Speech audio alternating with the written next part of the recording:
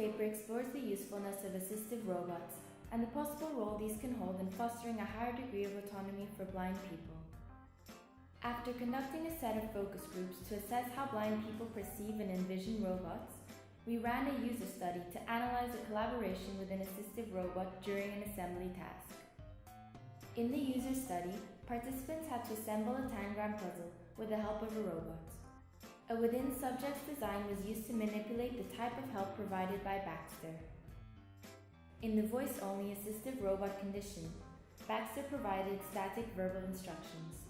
In the collaborative assistive robot condition, Baxter collaborated physically with the participants. In the voice-only condition, Baxter starts by introducing the task and mentioning that each instruction can be repeated several times.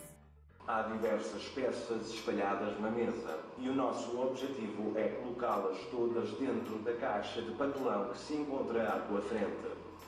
Caso precises, posso repetir a instrução que desejar. Baxter provided the voice instructions one by one, describing the shape and size of the piece, as well as its final position in the box.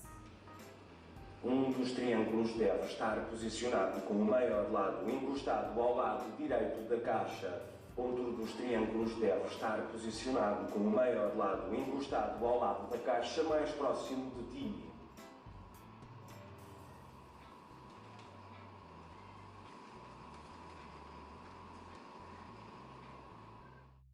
In the collaborative condition, Baxter starts by demonstrating how its arms move around the table and which is its neutral position. Vou mover meus braços para a esquerda. Vou mover meus braços para a direita.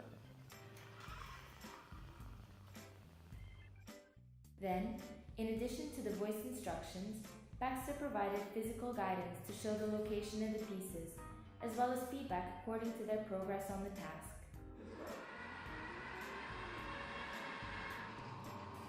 Vamos lá. Podes pegá-la.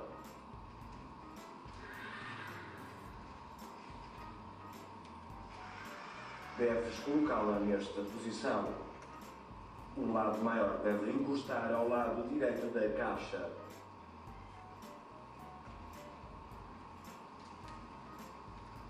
Boa.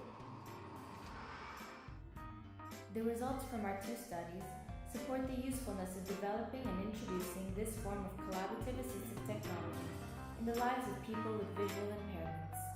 For a detailed description and discussion of the results, we invite you to check out the paper.